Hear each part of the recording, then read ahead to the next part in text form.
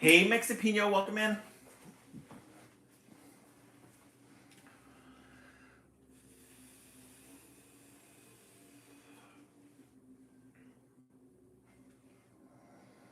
Welcome in, welcome in. Maybe I should move this back a little. It's a little bit too close up.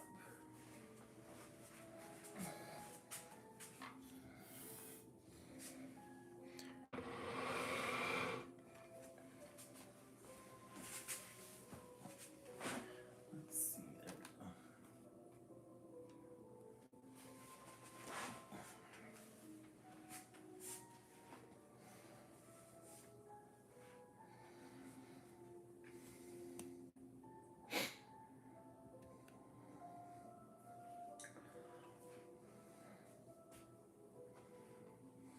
We'll begin in a couple of minutes. We'll just wait for the room to go. Hey, Books and Babe, welcome back. Pamela, welcome in.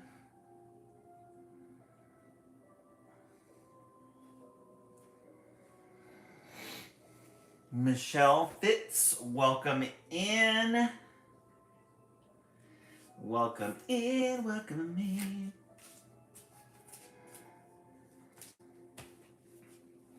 We'll begin in a couple of minutes. We're just waiting for the room to get filled, or at least 10 minutes after the hour. How's everybody doing tonight? Hopefully everybody is well. It's Halloween. We've started our Halloween tree.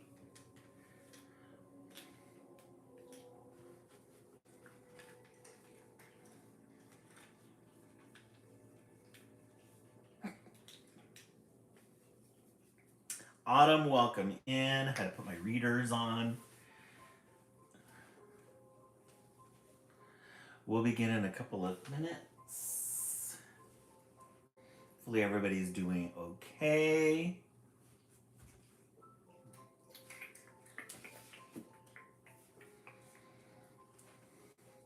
Books and Babe, thank you so much for the pumpkins. Tim Trout, welcome in. Lillian William, welcome in. If you're new to the live, please subscribe to our page. We are here Monday through or Sunday through Friday, 10 p.m. East Coast, 9 p.m. West Coast.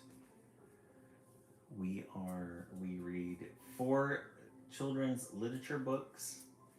We are in our Halloween theme. Mexipina, thank you so much for the pumpkins. I really appreciate it. Is that the white owl behind you from Michelle? It is. Let me show it to you. She is a diva. Look at how pretty she is. Don't you love her? And her face. Oh, you're a girly tech. Oh, okay. Yeah, and Steve, what of it? Look at how pretty she is. We were trying to make sure to put her head on correctly, and we didn't get it right, but it came out perfect though. Cause look at, she's hiding behind her fur feathers. Isn't she pretty? And then I touched up the glitter on the face so there were like no, what do you call it? There are no gaps. And then look at her feathers. Isn't she pretty? She is fussy. She's like a Hollywood 1940s, 1930s actress. So there's that. And then we have our this one was our East Coast. They went with the more traditional black feathers. Real cute. Real cute. Real shimmery. I was telling the East Coast live that for Halloween, These guys come, all the ornaments come alive at 12 at night. And then they start walking the halls, terrorizing the neighborhood. This Wednesday, Project Wednesday, you are going to be making a spooky spider. If you are here on Wednesday, you will be making a spooky spider. The legs are going to be made out of chenille and beads. And then you're going to get to choose the glitter back. Isn't that the best? These are so fun to make. They're so silly, but they're so fun at the same time. I love it.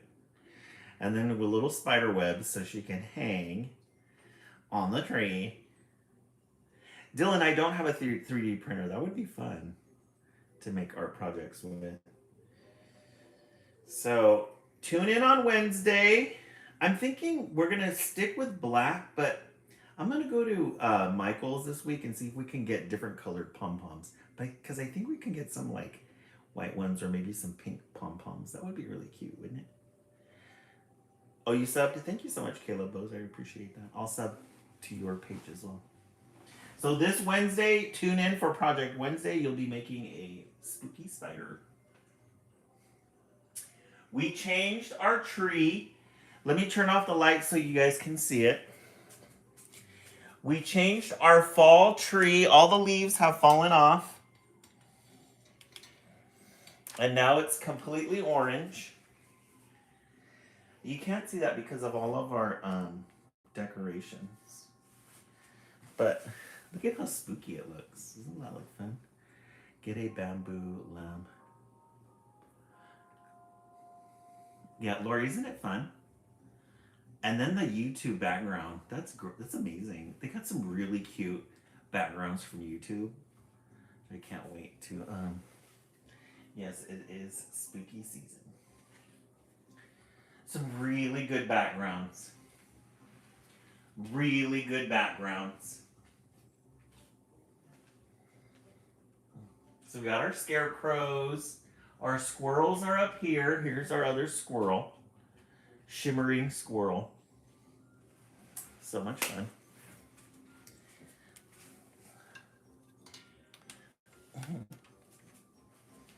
All right. It's 9/11, 12/11, and 11/11.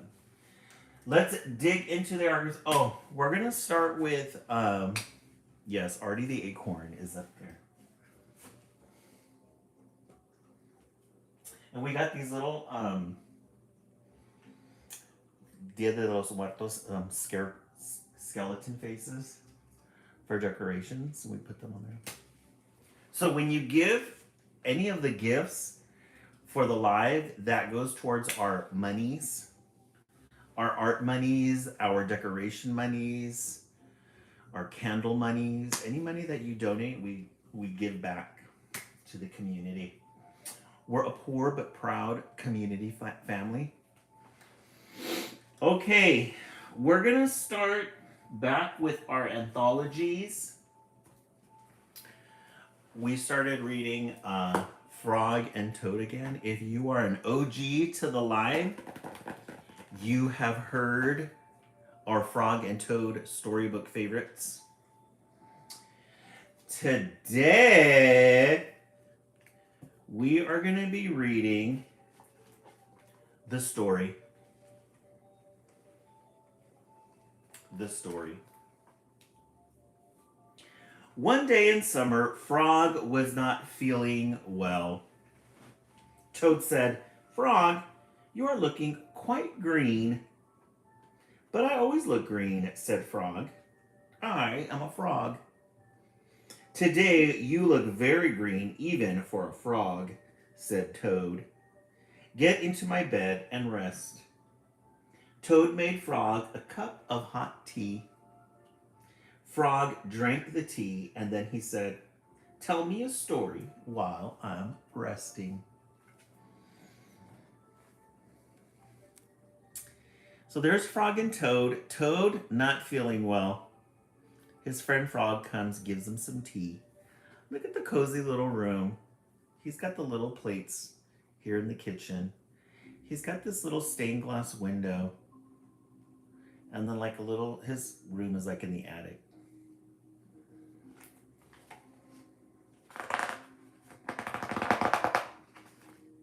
All right, said Toad.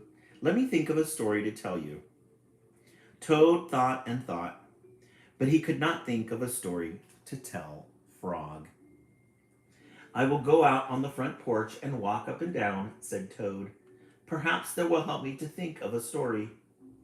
Toad walked up and down on the porch for a long time, but he could not think of a story to tell Frog.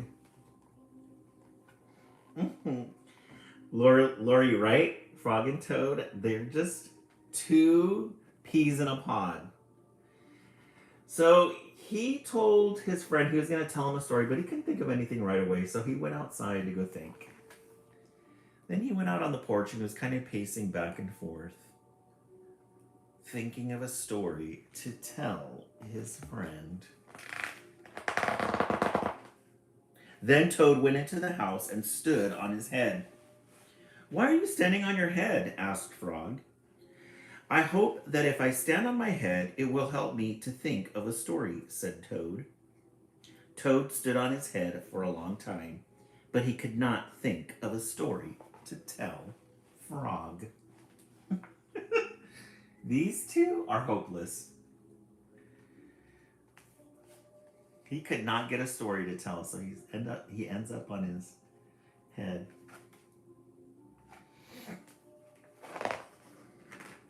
Then Toad poured a glass of water over his head. Why are you pouring water over your head? Asked Frog. I hope that if I pour water over my head, it will help me to think of a story, said Toad. Toad poured many glasses of water over his head, but he could not think of a story to tell Frog.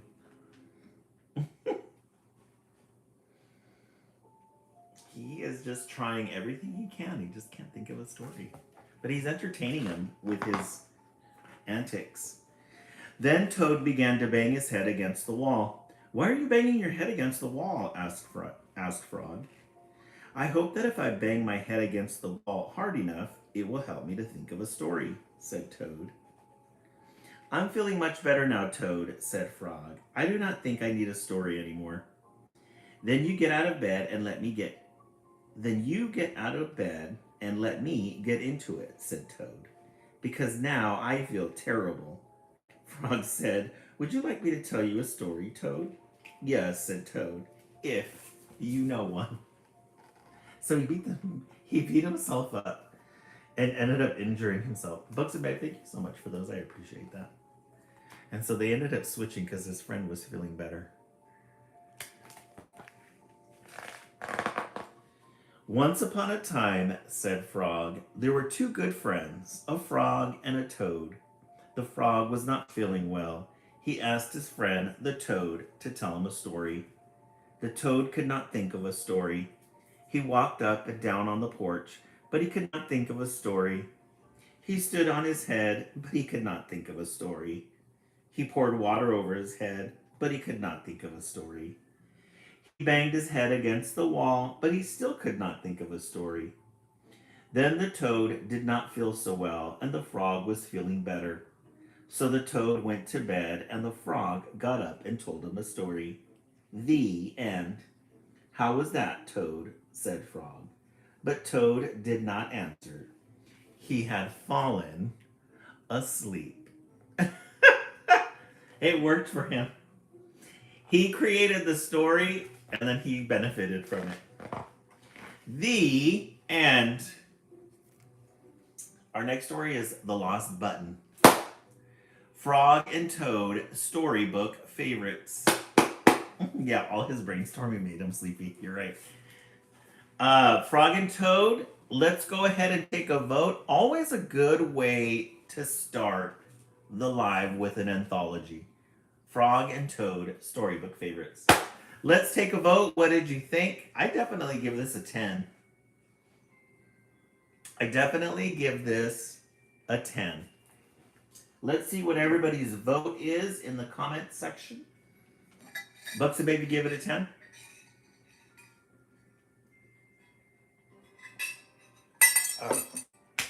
Cold water is so good. Give that one a 10. Lori Giselle, 10. What is everybody else thinking tonight? We have 19 people inside the room tonight. Let's go ahead and vote. While you vote, we are going to be looking for the next book to read. Mexi Pina and 8. Since it is Halloween, we're going to be taking out some of the Halloween books from the archives. Earlier we read The Gruffalo. It's not really a Christmas, not really a Halloween book, but good nonetheless. Today we're going to be reading The Baddies. We dug deep into the archives and we took out one of our Halloween favorites, The Baddies. We love a good end page. We love when they give us something really good. This is a cool pattern. This make a great wallpaper, maybe for an accent wall. Yeah, polka dots. We love a good polka dot. Not too big of a wall though, because polka dots, you look at it, you get a little dizzy. The Baddies. Look at those baddies. Good for Halloween.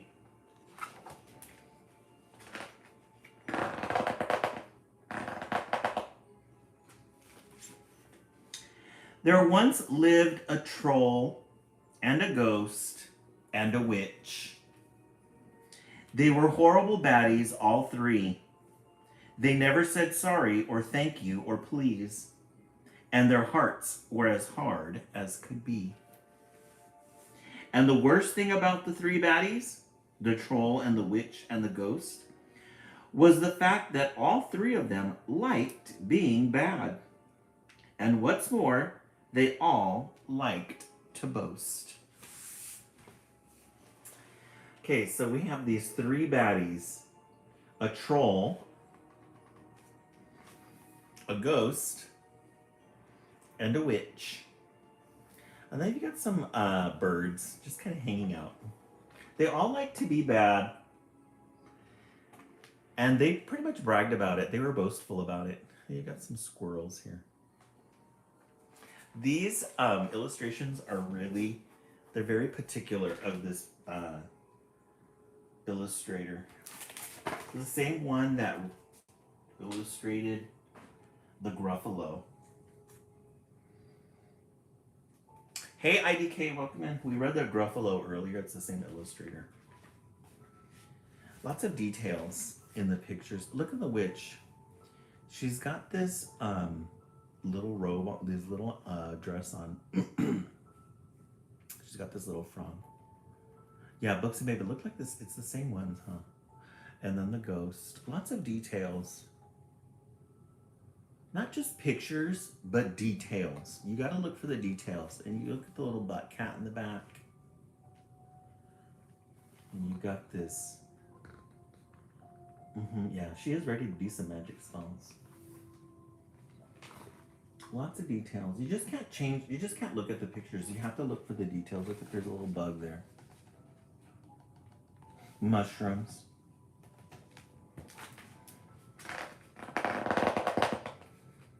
The troll said, "I'm stronger than you two. I can easily win every fight." The ghost said, I'm much the most scary. I make things go bump in the night." The witch said, "My magic turns men into mice and rubies and pearls into coal.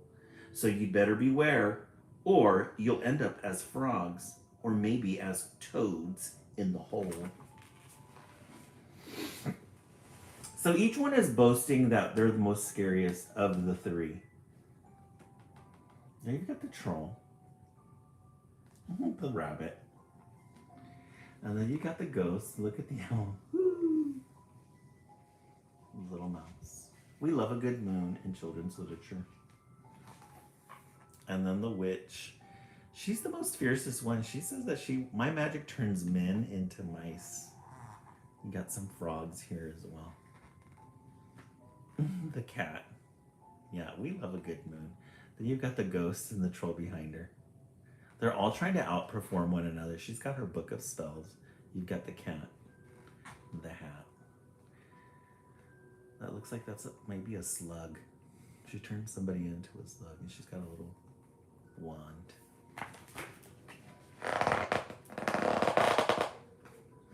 When a girl with a blue spotted hanky moved into a cottage nearby, the witch rubbed her hands, and the troll roared with joy, and the ghost gave a long, happy sigh. The ghost said, "I can't wait to haunt her until she's a quivering jelly." The troll said, "I'm going to eat her," and he patted his big, bulgy belly. "Before you can try, I'll have turned her into stone," cried the witch in a voice loud and shrill. "Oh, no, you won't," yelled the others, and the witch replied, "Oh, yes, I will." So here's the little girl. She's going to move into this cottage. We love a good thatched roof. When you have a roof that's made out of hay, it's called thatched. A thatched roof. So here she is. She's going to move in. She's got some long braids. She's got this little knapsack suitcase. Yeah, we love the colors in this one. Very vibrant. Got the goat. You have the little mouse family right there in the trunk in the tree. And there you got the ghost in the tree. There's the witch, and then the ghoul. I forget what the ogre. And they're all plotting already to do something to her. Poor girl, she could barely move in. They're already plotting against her. The three of them started to quarrel. And before very long, they were fighting. There was pushing and shoving and pulling of hair. There was pinching and kicking and biting. So they all got excited. They started fighting each other. There's the mouse just kind of watching. There's the cat biting the ogre's tail. There's the witch. She's fighting the ghost. That witch is pretty fierce. She's not afraid of anything. Her book of spells. You got the frogs just looking up.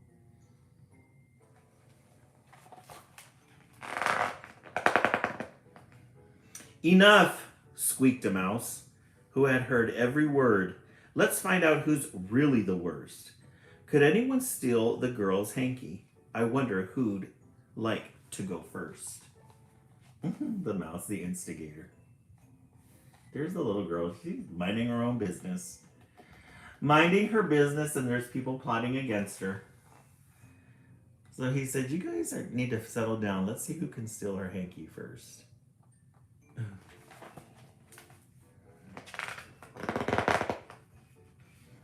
"Me," roared the troll, ducking under a bridge. "Just wait till she crosses this stream. I'll pop up and seize that blue hanky, and I'll roar till you all hear her scream." So he hid, and he waited, then popped up and roared. So here's his plan. When she goes over the bridge, he's going to hide. When she comes, he's going to scream. He plans on scaring her. And then he popped up, and he roared. So there he is on the bridge. He jumped out. The girl, she doesn't look really fazed by him. Look at these goons here in the back. Hiding out, seeing if it works.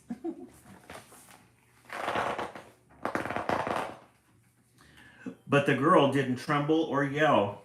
She just did a neat little sidestep, and the troll lost his balance and fell. He ended up in a splash in the water.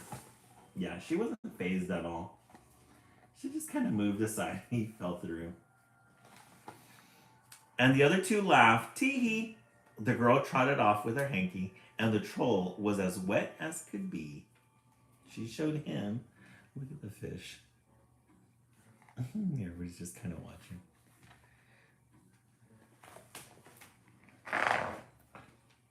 "Me next," cried the witch, and she looked up a spell. Two magic things, two magic things out of a pocket. Hankety pankety plinkety plonk. Rickety rackety rocket. So she took out her book of spells. She goes next. She's got her cat. She's got her toads. She's got her little potions. Then she says a magic trick, and let's see what happens.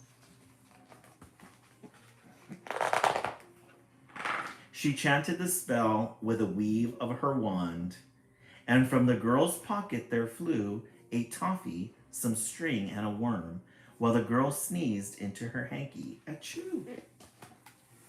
Thank you so much for the follow.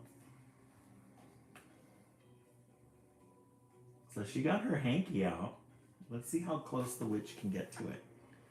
The toffee got stuck in the witch's long nose, and the string tangled up around her knee. So the girl kept the blue-spotted hanky, and the witch went as red as could be. So she tripped her up. She ended up getting away. And there's the ogre and the ghost laughing.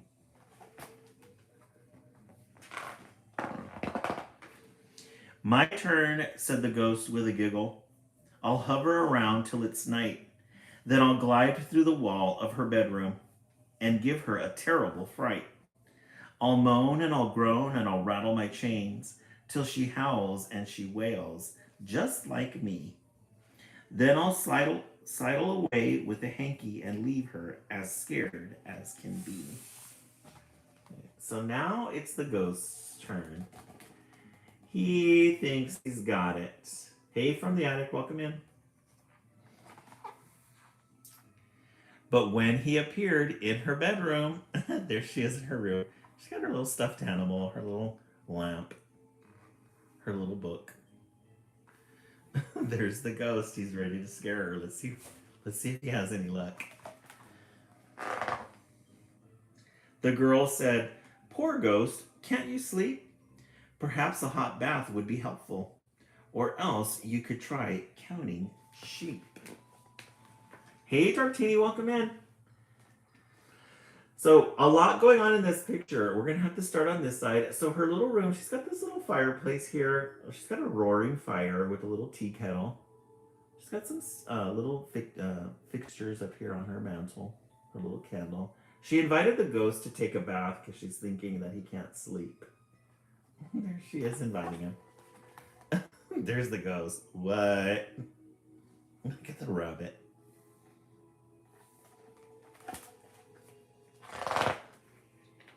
She read him a couple of stories and made him a nice cup of tea.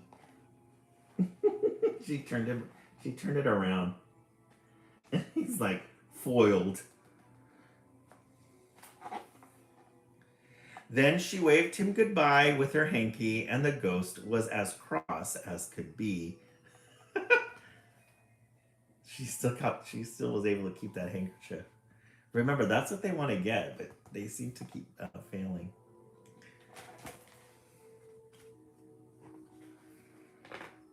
Next morning, the girl washed her hanky. Then she spotted the little white mouse, who squeaked, "Can you please help my babies? It's terribly cold in our house." The little girl thought for a moment, and on the next page, you will see. Okay, so she took the hanky out the next day. She washed it. She's got her little clothes on the line there with her. She's hanging these clothes she just washed. Then she runs into this little mouse family. And they ask, "Could you please help my babies? It's terribly cold in our house." Look at them.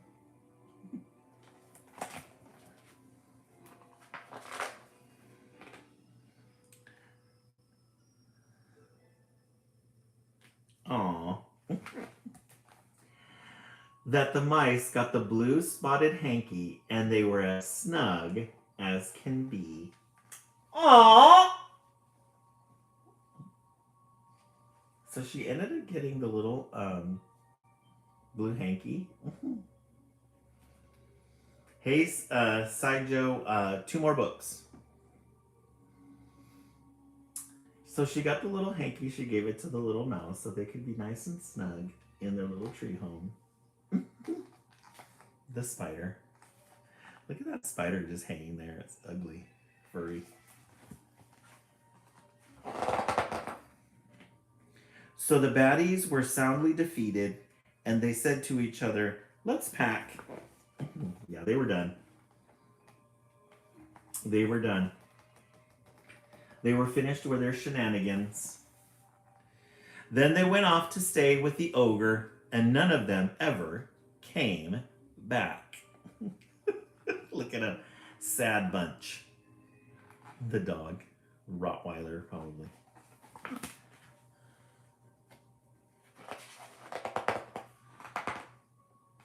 The end. Aw, look at the little mouse. The little niece in the blanket.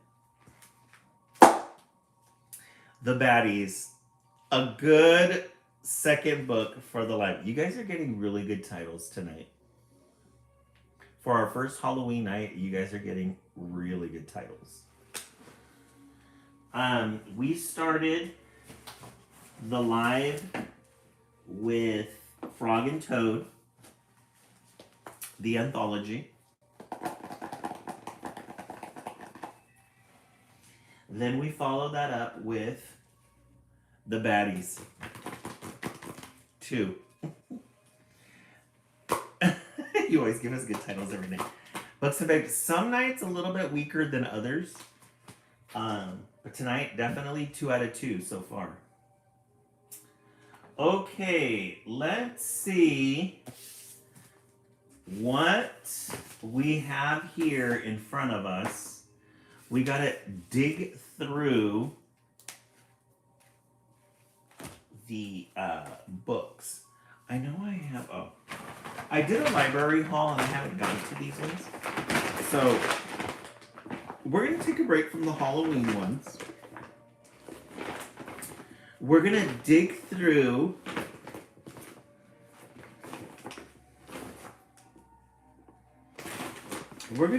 the library haul, see what we can find in the bag.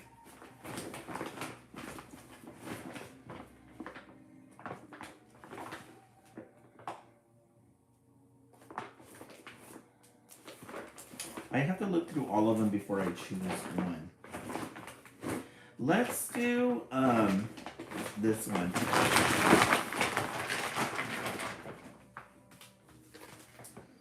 Mango, Abuela, and Me.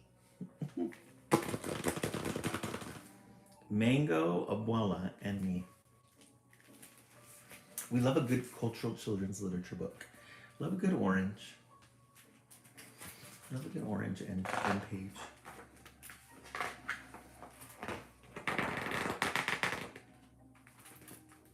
She comes to us in winter, leaving behind her sunny house that rested between 2 snaking rivers.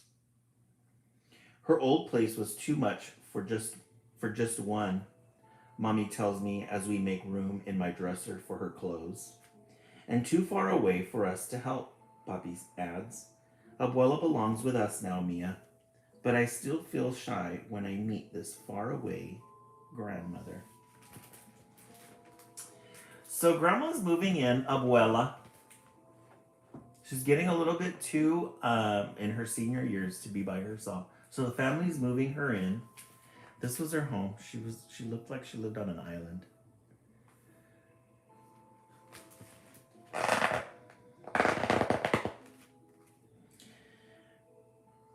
Papi unfolds Abuela's bed and slides it right next to mine. You will let her know, you will get to know each other, he says. But when I show Abuela my new book, she can't unlock the English words.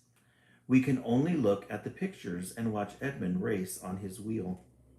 Then, just before we turn out the light, she pulls out 2 things tucked inside the satin pocket in her suitcase. So she has to share a room with Mia. And there's Abuela. She finally arrived. I think Abuela should have her own room. Yeah, Winsett, the art on this one is really good. The details. A feather, una pluma, from a wild parrot that roosted in her mango trees, and a snapshot, una fotografia, of a young man with Papi's smile. Tu abuelo, she says, climbing into bed. Snuggled in my pajamas, I smell flowers in her hair, sugar and cinnamon baked into her skin. That night, I dream of a red bird circling in the sky. So she takes out an old photo of her husband, I guess long gone, and a parrot, a feather parrot, or a feather from a parrot.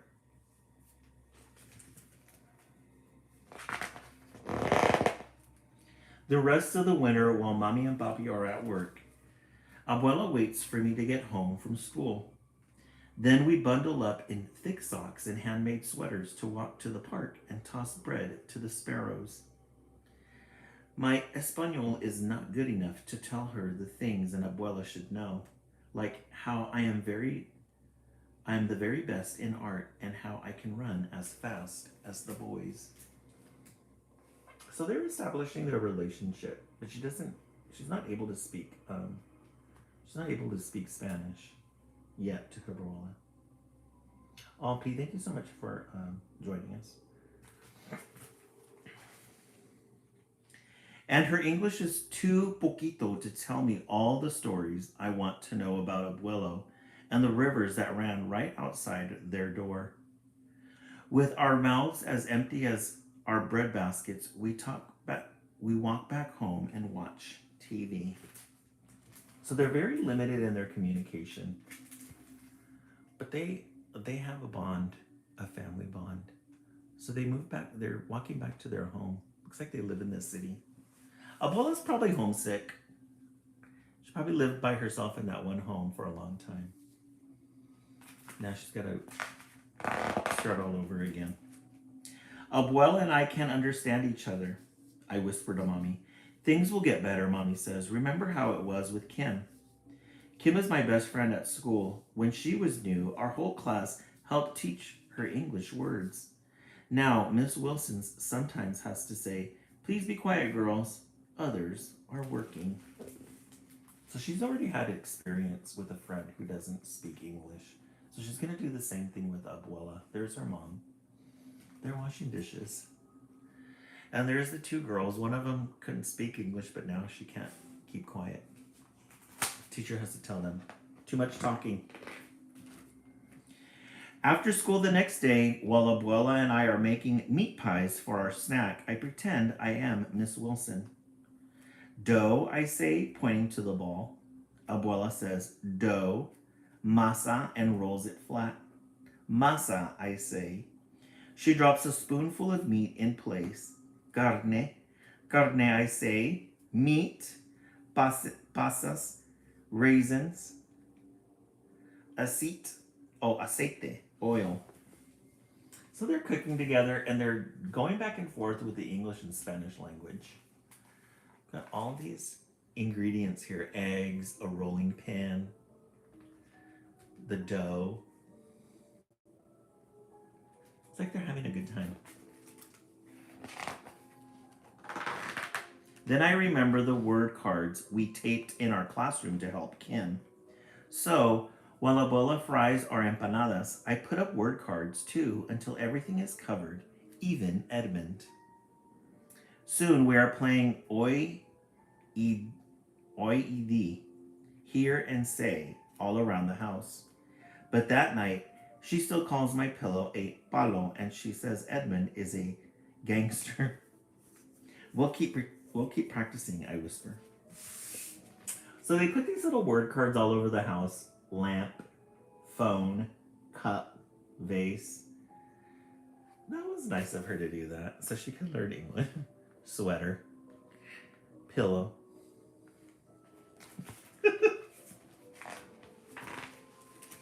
But the next day, I cannot practice with Abuela after all. Edmund has run out of his favorite seeds, so Mommy and I have to ride the bus downtown to buy more.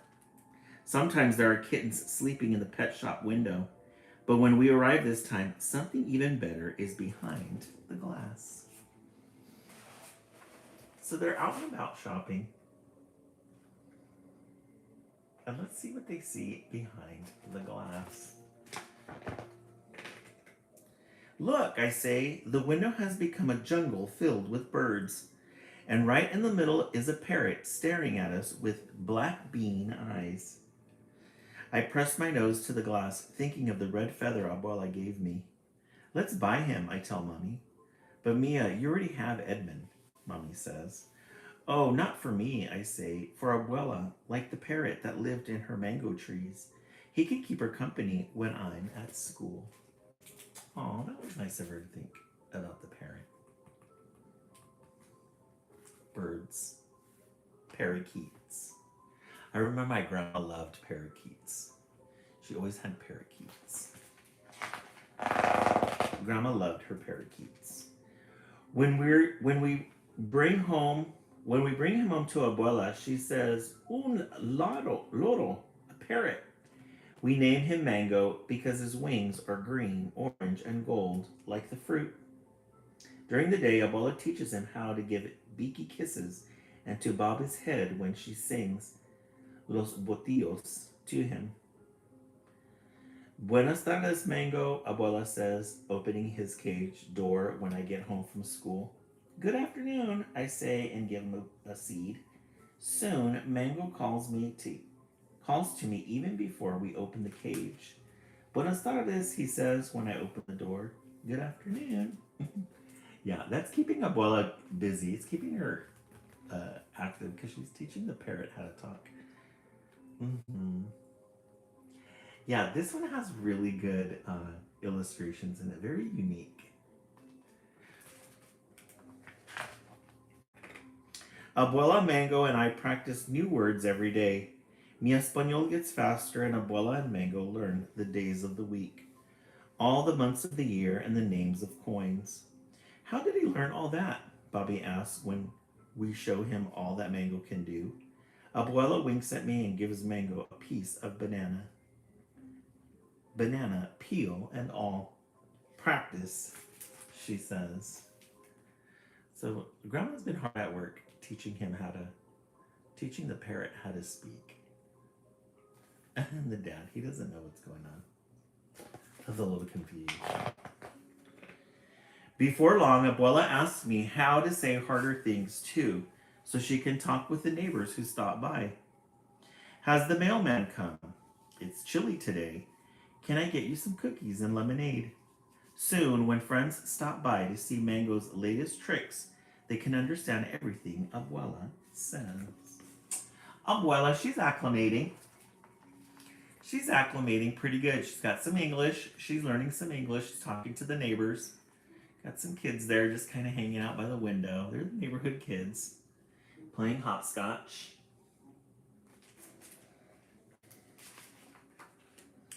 But best of all, now when Abuela and I are lying next to each other in our beds, our mouths are full of things to say.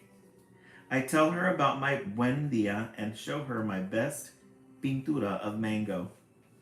Abuelo reads my favorite book with only a little help, and she tells me new stories about Abuelo, who could dive for river stones with a single breath and weave a roof out of palms.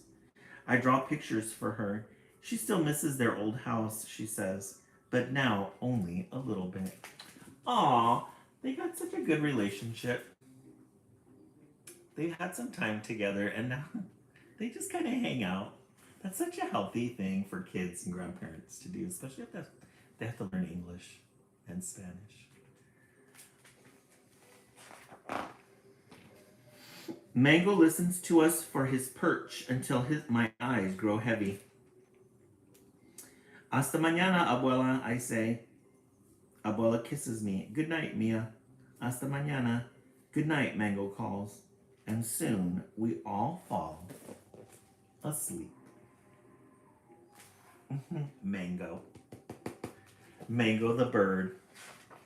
The parrot. The end. Mango, Abuela, and me. This was a good one.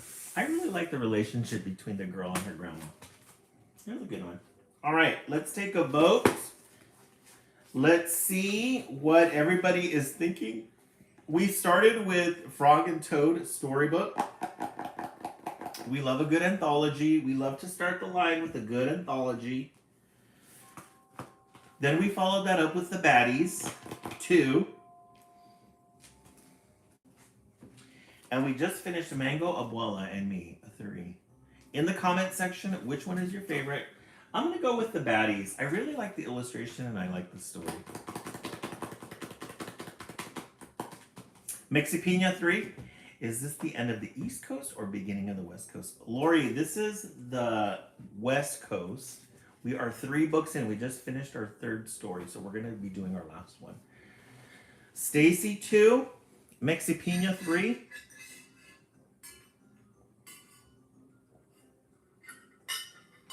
Oh, so thirsty. All right, let's look in the stats.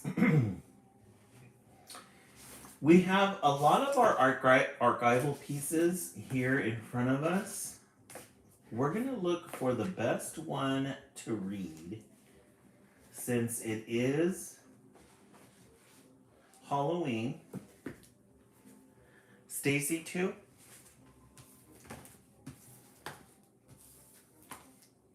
Let me look over here, see what we have. We have a lot of good books over here, but we're trying to find the best one to read. We're going to read this one. Since it's almost winter time, we just, September 22nd was the first day of fall. We're in our fall season.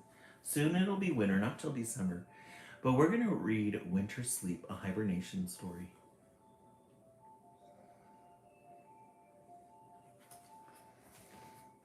We love a good end page. This is like a mauve. Winter Sleep.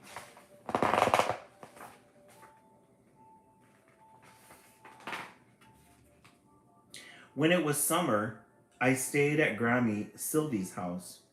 She knows lots of things, like the names of flowers and how to spot a deer's hoof print.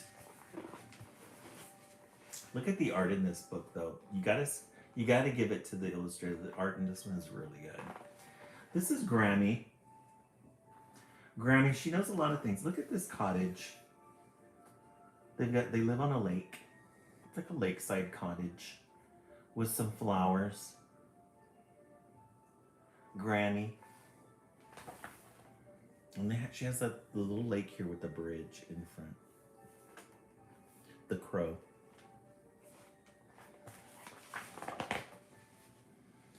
And where to splash around the pond, climb a slope of green ferns, and pass through oak trees with moss on one side, and find... So Grammy knows all the nooks and crannies of the little forest that they live in.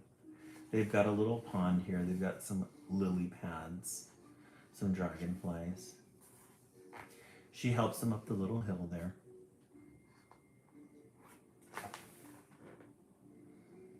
There's some rabbits, butterflies.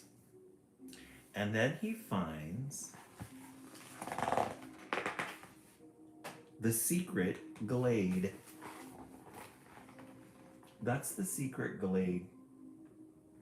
Butterflies fluttered even though it was late.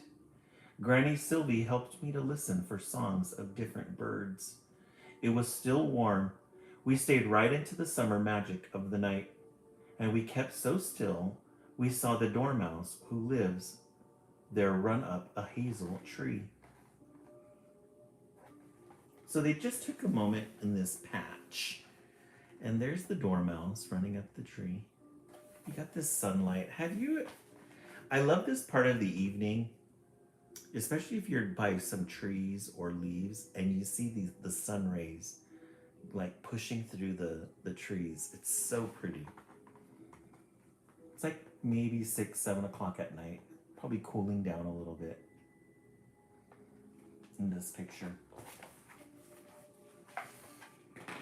When I went back to stay with Granny, it was winter.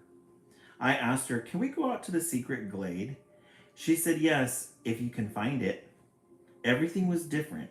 The pond was frozen hard. The ferns on the slope looked dead. The oak trees with moss on one side were all bony. So it's winter time. And the glade was quiet and bare. It wasn't anything it wasn't anything the same. No butterflies, no flowers, no birds. I wanted to see the dormouse, but Granny said the dormouse will be having a winter's sleep. It was too cold to stay, and I said, nothing's alive in the winter. Granny Sylvie told me it is. Let's see what Granny has surprises she has for us. We can't see the dormouse, but she's hiding here. She'll be safely, deeply sleeping all winter long. This is her hibernation time. In autumn, she feasted on forest nuts, fruits, and insects. Then the long nights came. She felt cold, heavy, and sleepy. There was nothing more to eat, so she made a nest ball, and she's inside, secretly snoring until the spring sun warms her body again. On the way back, I asked, are there any other animals hiding in the trees? So here's the little dormouse that she's talking about. He's in there sleeping away. He ate all the fall foliage. And now he's hibernating.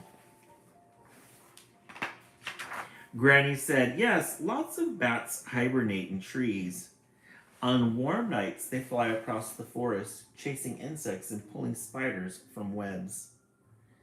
But even their food rests in the winter. So bats snuggle up in a hollow trunk or cave and snooze through the frosty weather. I said, where do all the insects go? So there you have all the sleeping bats. We're going to be eventually making bats for our Halloween tree in the back. Stay tuned.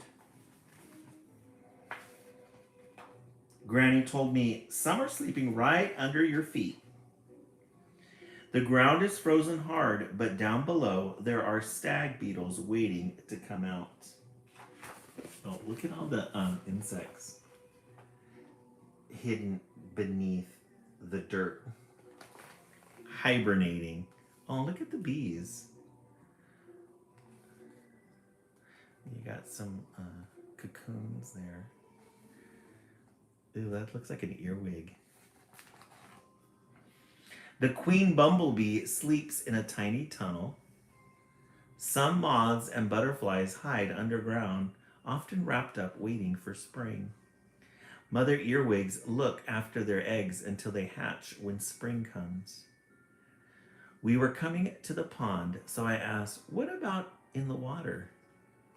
Yeah, so those are butterflies. Interesting. Granny said, there's ice on top, but pond life waits below. Before it froze, frogs dived down deep into slimy mud. Now they are still and breathing so slowly they seem dead. But when the water warms in the spring, we'll hear them croaking again. I said, so all sorts of animals are having a winter sleep. So even the pond freezes and all the fish are frozen too.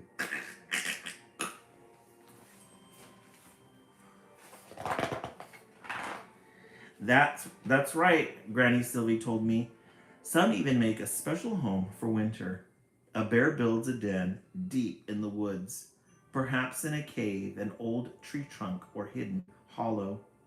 Mommy Bear slows down and rests there with her cubs, curled up tight on a bed she's made with soft moss, twigs, and leaves. Oh, little bear's hibernating.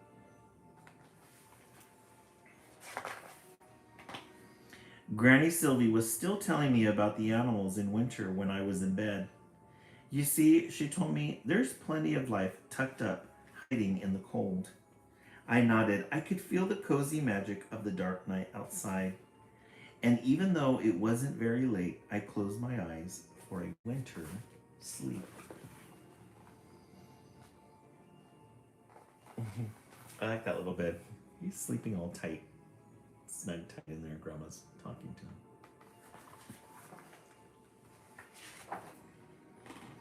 The end. Winter sleep. Then you get, at the end of this story, you get what is hibernation?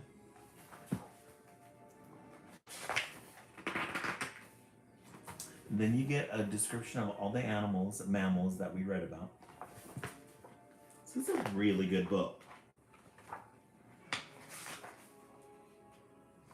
Worms, how you can help and find out more.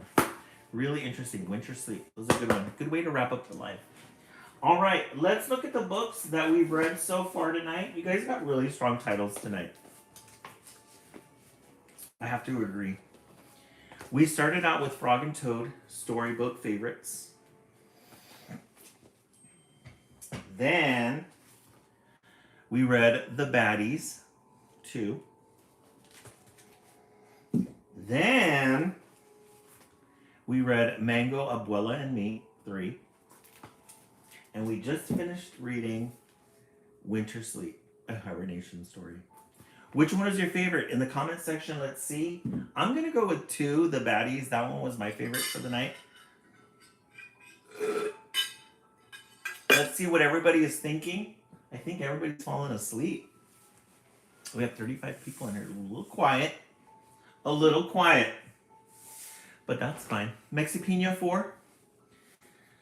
Heather, all of them? Yeah. All of them were very strong. They all stood on their own. I agree.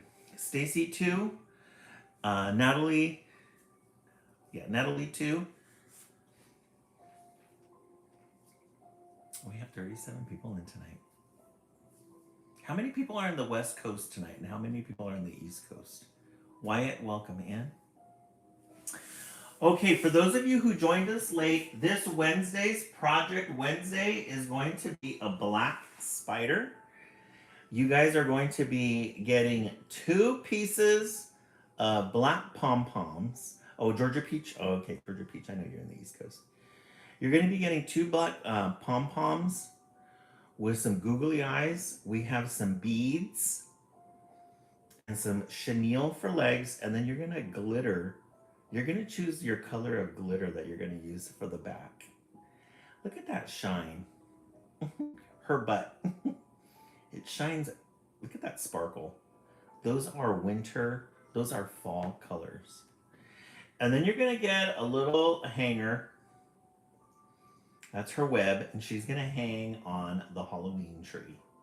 Right, so this is for Project Wednesday. For those of you who are new and have absolutely no idea what we're talking about, every Wednesday we do a project. We read one book, and then we do a project. These are all the projects that we've completed. We decorate our tree with ornaments. We have owls, acorns, scarecrows, squirrels made out of leaves. Let me show you guys this squirrel here. You guys are going to love it. You guys are going to love it. Actually, I can't. We got a squirrel template.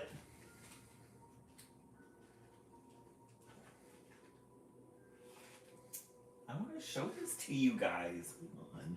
Oh, it's gripped on there. We got a squirrel template, and then we got some leaves that had fallen, and we glittered the hell out of them. And look at that squirrel tail. Isn't that pretty? Look at that shimmer. Look at that shimmer. We love a good shimmer. Alrighty, friends. Thank you so much for joining us tonight. Remember, tomorrow we will be back on with fresh new titles. If you're on the East Coast, join us at 10 o'clock your time.